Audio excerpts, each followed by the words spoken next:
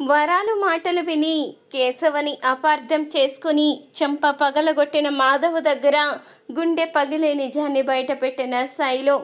అసలు ఏం జరిగింది తెలుసుకోవాలి అనుకుంటే వీడియోని చివరి వరకు స్కిప్ చేయకుండా చూసేయండి. వీడియో కనుక నచ్చితే తప్పకుండా ఒక్క లైక్ చేయండి. చక్రి అయితే మహాని అడుగుతూ ఉంటాడు, అన్నయ్య జాతకంలో ఉన్న దోషానికి మీరు గుడిలో ఇలా నివారణ చేశారు. అమ్మవారి బోనమెత్తి అరచేతిలో హారతిచ్చి ఆ దోషాన్ని పోగొట్టారు. నాకు చాలా సంతోషంగా ఉంది. ఇంటి కోడలుగా బాధ్యత తీసుకొని మీరు ఇంత బాధ్యతగా చేస్తారని నేను అసలు అనుకోలేదు అంటూ చక్రి అంటాడు. ఇక కేశవ కూడా అదే విధంగా మాట్లాడుతూ ఉంటాడు. మిమ్మల్ని చూస్తూ ఉంటే మాకు మా కన్న తల్లే గుర్తుకు వస్తుంది. కన్న తల్లి తన బిడ్డలు ఎలా క్షేమంగా ఉండాలని కోరుకుంటుందో మీరు కూడా మా క్షేమం గురించి ఆలోచించి అదే విధంగా ఆలోచించారు. మిమ్మల్ని చూస్తూ ఉంటే నాకు చాలా గర్వంగా అనిపిస్తుంది అంటూ కేశవ అయితే అంటూ ఉంటాడు. ఇంతలో ఇక బోనం సమర్పణ అయిన తర్వాత అక్కడ ఇక వీరభద్రస్వామి ఒంట్లోకి వచ్చి ఒక వ్యక్తికైతే అన్నీ చెప్తూ ఉంటాడు. అప్పుడే ఆ వ్యక్తి అయితే ముందు మహానైతే పిలుస్తాడు. నువ్వు ఏ బాధ్యత నుంచి అయితే తప్పించుకోవాలి అనుకుంటున్నావో ఆ బాధ్యత నువ్వు జీవితాంతం మొయ్యవలసిందే. నీకు ఆ బంధానికి ఎప్పుడో రాసి పెట్టుంది. నువ్వు అనుకోకుండా వచ్చాను అనుకుంటున్నావు, కానీ ఇదంతా ఆ దేవుడి లీల. నువ్వు ఎప్పటికీ ఆ బంధాన్ని మోయవలసిందే. నువ్వు అక్కడి నుంచి మాత్రం తప్పించుకోలేవు. నీకు రాసిపెట్టి ఉంది కాబట్టి నువ్వు అన్నిటిల్లో కలుగ చేసుకొని నా కుటుంబం అంటూ ముందుకు వస్తున్నావు. ఆ దేవుడు అనుగ్రహం ఎప్పుడూ నీ పైన ఉంటుంది. నీ జీవితం సంతోషంగా ఉండబోతుంది అంటూ ఇక స్వామి చెప్తాడు. అప్పుడే ఇంతలో ఇక మిగతా అందరూ కూడా చూస్తూ ఉండంగానే మాధవనైతే పిలుస్తాడు. ఇలా రా అంటూ అనగానే ఎవరిని పిలుస్తున్నాడో స్వామి అర్థం కాక అటు ఇటు చూస్తూ ఉంటారు. నిన్నే, ఇంటికి పెద్ద కొడుకువి, ఇలా రా అంటూ అనంగాని అప్పుడే నారాయణ అయితే నిన్నే అనుకుంటా, వెళ్ళు అంటూ ఇక ముందుకైతే పంపిస్తాడు. అప్పుడే ఇంతలో ఇక ఆ స్వామి అయితే చెప్తూ ఉంటాడు, తొందరలోనే నీకు కళ్యాణ గడిలు రాబోతున్నాయి, నీకు పెళ్ళి జరగబోతుంది, నీకంటూ ఒక అమ్మాయి సిద్ధంగా ఉంది, తను నీ దగ్గరే ఉంటుంది. ఆ విషయం నువ్వు తెలుసుకోలేకపోతున్నావు. నీకు తొందరలోనే పెళ్లి జరుగుతుంది. నీ కుటుంబానికి ఎలాంటి స్త్రీ దోషం లేదో ఈ రోజుతో ఆ స్త్రీ దోషం మొత్తం పోయింది. ఇక నీ కుటుంబం సంతోషంగా ఉంటుంది. తొందరలోనే నిన్ను, నీ జీవితాన్ని ఉద్ధరించడానికి ఒక అమ్మాయి వస్తుంది అంటూ స్వామీజీ అయితే చెప్పి ఇక పువ్వులు అయితే జల్లుతాడు. ఇంతలో ఆ పువ్వుల్లో ఒకటి మనీషా మీద అయితే పడుతుంది. ఇక అది చూసిన గాయత్రి అయితే, అంటే ఇదంతా ఆ దేవుడు చెప్పిస్తున్న లీల, అంటే బావుకి కాబోయే భార్య మనీషాయా? మనీషా చేతిలో పువ్వు పడింది అంటే ఖచ్చితంగా దేవుడు అనుగ్రహం ఆ అమ్మాయి మీద ఉన్నట్టుంది. అందుకని బావని దీవించిన తర్వాత అదొచ్చి అమ్మాయి మీద పడింది అంటూ గాయత్రి అయితే అనుకుంటూ ఉంటుంది. చూసావమ్మా, ఆ కుటుంబానికి స్త్రీ దోషం ఉంది అంటూ నువ్వు అందరి ముందు అల్లరి చేస్తూ వాళ్ళకి పెళ్ళిళ్ళే జరగకుండా చెయ్యాలి అనుకున్నావు. కానీ ఆ ఇంటి కోడలుగా మహా అడుగు పెట్టింది. ఇప్పుడు బావకి భార్యగా ఇంకో అమ్మాయి అడుగు పెట్టబోతుంది. తర్వాత కేశవ పెళ్లి కూడా జరుగుతుంది. నువ్వు పెట్టిన శాపం నీకే తిరిగి కొడుతుంది. నీ కూతురు జీవితం అర్ధాంతరంగా ఆగిపోయి ఇప్పుడు ఇంట్లో బాధగా ఒంటరిగా కూర్చుని ఏడవలసి వచ్చిన పరిస్థితి వచ్చింది. నా జీవితాన్ని నాశనం చేశావు. లేకపోతే ఈరోజు నేను బావతో కలిసి ఎంతో సంతోషంగా ఉండేదాన్ని. ఇదంతా నీ కారణంగానే అంటూ గాయత్రి అయితే తాయారుతో చెప్తూ ఉంటుంది. నన్నేం చెయ్యమంటావే? వాడికిచ్చి పెళ్లి చేస్తే నీ జీవితం సంతోషంగా ఉంటుంది అనుకున్నాను. నువ్వు ఆనందంగా ఉంటావు అనుకున్నాను. కానీ నీ జీవితం ఇలా దారుణంగా మారిపోతుందని నేనేమైనా కలగంటానా? నీవు బాగుండాలనే కదా ఒక తల్లిగా నేను కోరుకుంటాను అంటూ ఇక అంటూ ఉండంగానే, సర్లేమ్మా, నా జీవితం ఏదో అయిపోయింది కదా, బావ వాళ్ళ కుటుంబం అన్నా సంతోషంగా ఉండాలని ఆ దేవుణ్ణి ప్రార్థించు, అప్పుడైనా నువ్వు చేసిన పాపాలు పోతాయి అంటూ గాయత్రి అయితే చెప్తుంది. ఇంతలో మరొక వైపు అయితే ఇక శైలుకైతే తెలియకుండానే గుడికి తీసుకువచ్చి పెళ్లి ఏర్పాట్లు అయితే చెయ్యడంతో ఇక శైలునైతే తీసుకువచ్చి పెళ్లిపేట్ల మీద అయితే కూర్చోబెడతారు. అప్పుడే శైలుకైతే పెళ్లి ఇష్టం ఉండదు. ఏంటిదంతా, నాకు చెప్పా చెయ్యకుండా ఎందుకు మీరు తీసుకువచ్చారు, ఎందుకు నా జీవితాన్ని నాశనం చెయ్యాలని చూస్తున్నారు అంటూ అనంగానే, చూడమ్మా, నీకు ఏది మంచిదో అది మాకు తెలుసు, అందుకని ఈ పెళ్లి చెయ్యాలి అనుకుంటున్నాము అంటూ ఇక శైలు అన్నయ్య సురేష్ అయితే చెప్తూ ఉంటాడు. అప్పుడే ఇంతలో ఇక శైలు అయితే ఇప్పుడు ఈ పెళ్లి నుంచి ఎలా తప్పించుకోవాలని ప్లాన్ చేసి నేను ప్రెగ్నెంట్ని అని చెప్పడంతో అప్పుడిక పెళ్లి కొడుకు అయితే ఒక్కసారిగా షాక్ అవుతాడు.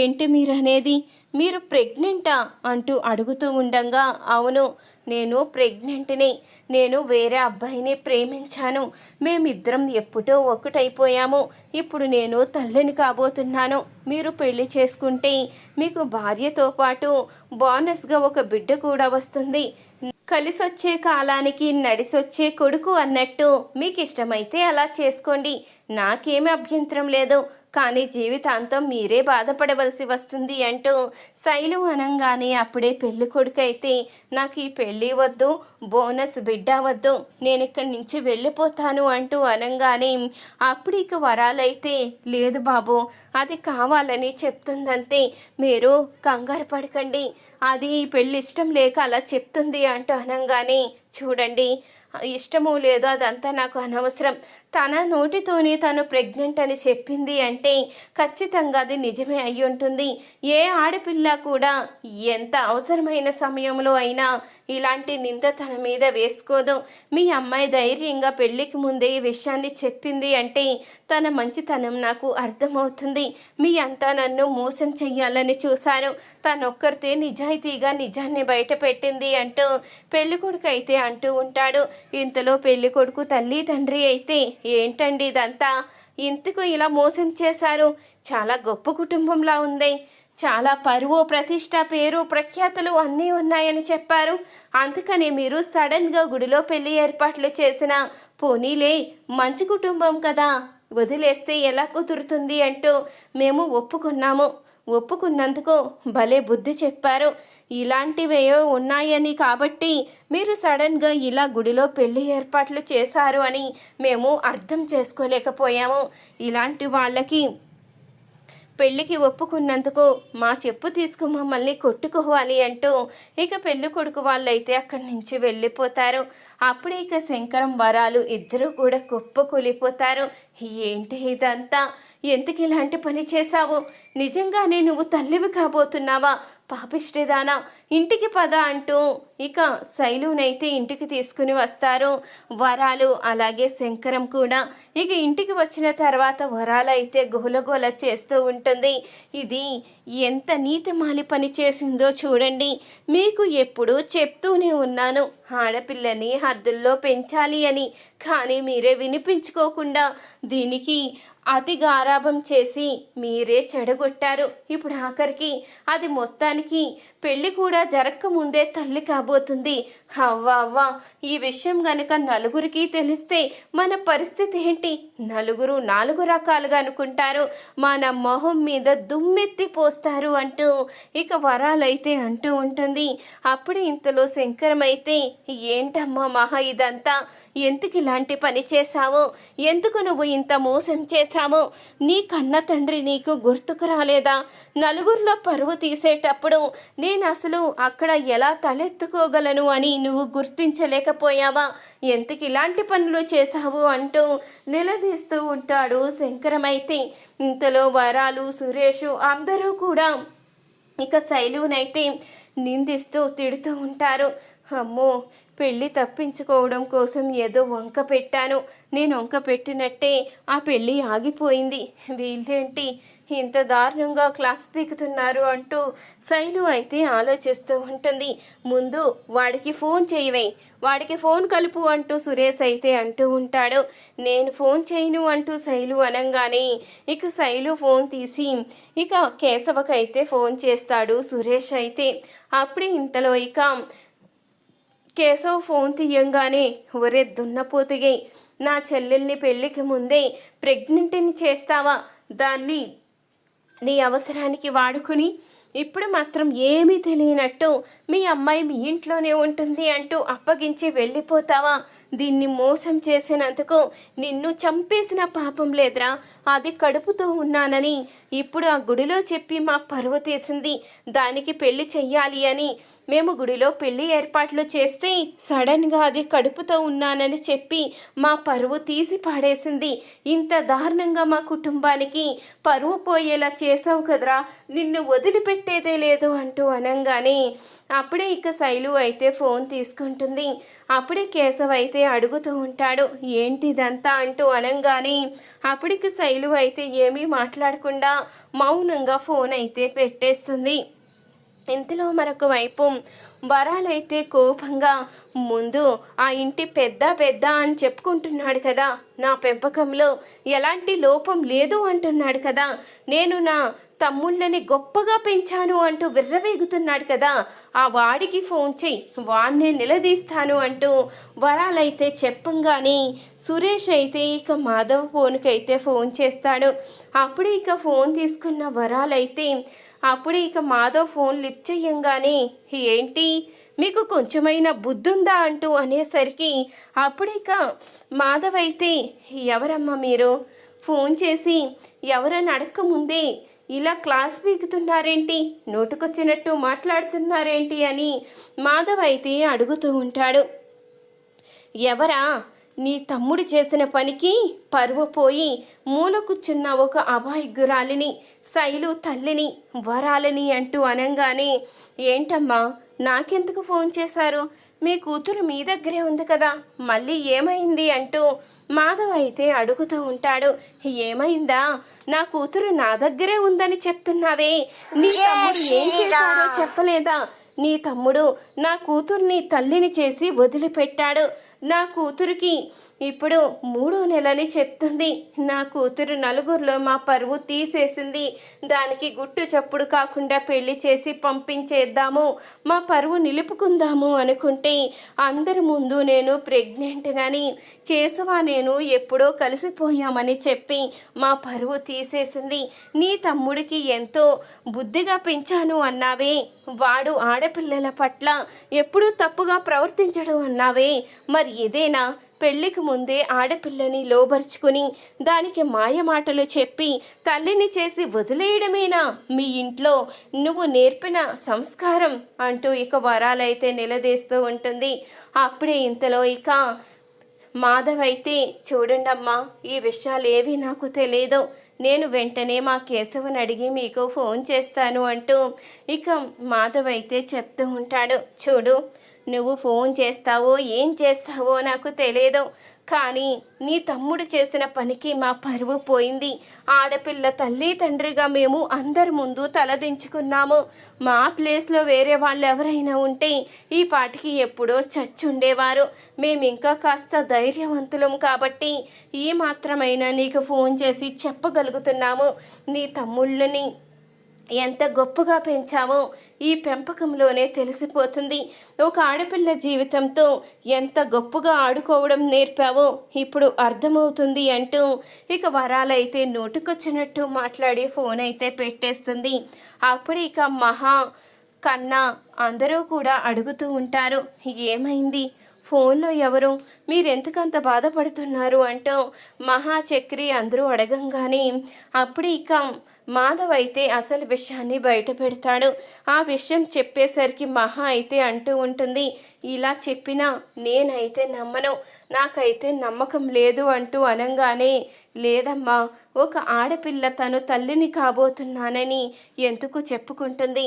ఏ ఆడపిల్ల ఇలాంటి నింద తన మీద వేసుకోదు. ఇలాంటి నింద వేసుకుంది అంటే అది నిజమే అయి ఉంటుంది. ఖచ్చితంగా వీళ్ళిద్దరూ ఒకటై ఉంటారు అంటూ మాధవ్ అయితే అంటూ ఉంటాడు. ఇంతలో అప్పుడే ఇక కేశవ్ అయితే లోపలికి వస్తాడు. అప్పుడే ఇక కేశవ్ అయితే ఏంటి అందరూ అలా ఉన్నారేంటి అని అనగానే అప్పుడే మాధవ్ అయితే అడుగుతూ ఉంటాడు. శైలు తల్లి కాబోతుందా అంటూ అనగానే అది అన్నయ్య అంటే ఇప్పుడే నాకు ఫోన్ వచ్చింది అంటూ ఇక కేశవ తడబడుతూ చెప్పబోతూ ఉండంగానే ఇక అదే నిజం అనుకుని నమ్మిన మాధవ్ అయితే కేశవ చెంప అయితే పగలగొడతాడు. ఇంటి పరువు తీసావు కదరా, మీ ఇద్దరికి పెళ్లి చేస్తాను అంటే ఆ రోజేమో నీకు పెళ్ళవుతే కానీ చేసుకోను, ఇంటి పెద్దగా నువ్వు పెళ్లి చేసుకుని గౌరవంగా ఉండాలి, నేను పెళ్లి చేసుకుంటే నలుగురు నిన్ను నాలుగు రకాలుగా మాట్లాడుకుంటారు అని చెప్పావు కదరా. ఇప్పుడు నా తలని ఎక్కడ పెట్టుకోవాలి, నువ్వు చేసిన పనేంటి, నా పెంపకానికి అసలు ఇంత మచ్చ తీసుకొస్తావని అనుకోలేదు. ఒక ఆడపిల్ల పట్ల ఇంత తొందరపడి ఇంటి పరువు తీస్తావని అస్సలు అనుకోలేదు. ఇప్పుడు శైలు వాళ్ళ అమ్మ అడిగే ప్రశ్నలకి సమాధానం చెప్పలేక సిగ్గుతో చచ్చిపోయాను. అసలు ఎందుకురా ఇలాంటి పని చేశావో, నా తమ్ముడు అని చెప్పుకోవడానికి కూడా అసహ్యంగా ఉంది అంటూ ఇక మాధవ్ అయితే కేశవని తిడుతూ ఉంటాడు. అప్పుడు ఇక కేశవ్ అయితే బాధగా బయటికైతే వచ్చేసి కన్నీళ్ళు అయితే పెట్టుకుంటూ ఉంటాడు. ఇంతలో అప్పుడే శైలు అయితే ఫోన్ చేస్తుంది. ఫోన్ చెయ్యంగానే ఏంటి ఇదంతా, ఎందుకు ఇలా చెప్పావో, నువ్వు నేను ఎప్పుడు ఒకటయ్యాము, నువ్వు తల్లి అవ్వడానికి ఎందుకు అబద్ధం చెప్పావు అంటూ అనగానే అమ్మయ్య నువ్వు నిజమని నమ్మలేదా, నువ్వు నిజమని ఎక్కడ నమ్మేసి నన్ను అపార్థం చేసుకుంటావు అనుకున్నాను. గుడిలో నాకు పెళ్లి ఏర్పాట్లు చేశారు. ఆ పెళ్లి నుంచి తప్పించుకోవడానికి నాకు వేరే మార్గం కనిపించలేదు. నా జీవితంలో నిన్ను తప్ప ఎవరిని నా భర్తగా ఊహించుకోలేను. అందుకని ఇలాంటి నింద వేసుకున్నాను. ఇప్పుడు ఈ నింద వేసుకున్నాను కాబట్టి నాకు ఖచ్చితంగా ఇంక ఎవరితోనూ పెళ్లి చెయ్యలేరు, చెయ్యబోరు కూడా. అందుకని ఇలా చేశాను అంటూ చెప్పంగానే నువ్వు వంక పెట్టి చేశావు. కానీ ఎప్పుడూ లేనిది మా అన్నయ్య కూడా మీ అమ్మ మాటలకి అపార్థం చేసుకుని నా చెంప పగలగొట్టి నాతో మాట్లాడడం మానేశాడు. అది మాత్రం నేను తట్టుకోలేకపోతున్నాను అంటూ మాధవ్ అయితే అంటూ ఉండగా ఏంటి ఇలా జరిగిందా, తప్పు నాదే, నేను ఈ పెళ్లి నుంచి తప్పించుకోవడానికి ఇవేవి కూడా ఆలోచించలేదు, ఇప్పుడే వస్తాను అంటూ శైలు అయితే ఫోన్ పెట్టేస్తుంది. ఇక వెంటనే మాధవ్ దగ్గరికి అయితే వస్తుంది. అప్పుడే మాధవ్ అయితే ఏంటమ్మా ఇదంతా, ఎందుకు ఇలాంటి పని చేశారు, మీ ఇద్దరికి ఎప్పుడో పెళ్లి చేస్తాను అని చెప్పాను, అదేది వినిపించుకోకుండా ఎందుకో కుటుంబం పరువు తీశారో, ఎందుకో మీ అమ్మ నాన్నని నలుగురిలో నవ్వులు పాలయ్యేలా చేశావు, ఎందుకమ్మా ఏ ఆడపిల్ల వేయని శిక్ష వాళ్ళకి వేశావు అంటూ మాధవ్ అయితే అంటూ ఉండగా మీరు నన్ను క్షమించండి, మీరు అనుకుంటున్నట్టు నేను కేశవ ఏ తప్పు చెయ్యలేదు. కేశవ ఎప్పుడు మీ గురించే చెప్తూ ఉంటాడు. మా అన్నయ్య చాలా మంచివాడు, మాకు చిన్న వయసులోనే తల్లి చనిపోయింది, అప్పటి నుంచి అన్నీ మా అన్నయ్య అయి మమ్మల్ని పెంచాడు. అలాంటి అన్నయ్యకి పెళ్ళి జరగకుండా నేను నిన్ను చేసుకోలేను, మనం మా అన్నయ్యకి పెళ్ళైన తర్వాతే చేసుకుందాము అంటూ కేశవ నన్ను ఎంతో ప్రేమగా ఒప్పించి అక్కడ వదిలిపెట్టాడు తప్ప ఎప్పుడూ కూడా హద్దులు మీరి ప్రవర్తించలేదు. కేవలం ఈ పెళ్ళి ఆపడానికి మాత్రమే నేను ప్రెగ్నెంట్నని మా అమ్మ నాన్నతో అబద్ధం చెప్పాను, లేకపోతే ఎప్పుడూ నాకు ఇష్టం లేని పెళ్లి చేసి పంపించేసి ఉండేవారు. నాకు గనుక బలవంతంగా పెళ్లి చేసి పంపిస్తే తిరిగి నా శవమే వచ్చుండేది. అదంతా జరగకూడదని నేను ఇలా చెప్పాను. కానీ మీరు మా అమ్మ మాటలు నమ్మి మీ తమ్ముణ్ణి అపార్థం చేసుకుని చెయ్యి చేసుకున్నారు. ఆ విషయంలో మాత్రం నాకు నచ్చలేదు అంటూ శైలు అయితే నిజాన్ని బయట పెట్టేసరికి కేశవని కొట్టినందుకు మాధవ్ అయితే కుమిలిపోతూ ఉంటాడు. నేనే నా తమ్ముణ్ణి అపార్థం చేసుకున్నాను, అనవసరంగా వాడి మీద చేయి చేసుకున్నాను. చిన్నప్పటి నుంచి ఇప్పటి వరకు వాడిని ఎప్పుడూ కూడా ఏమి అనని నేను ఈరోజు వాడు బాధపడేలా చేశాను.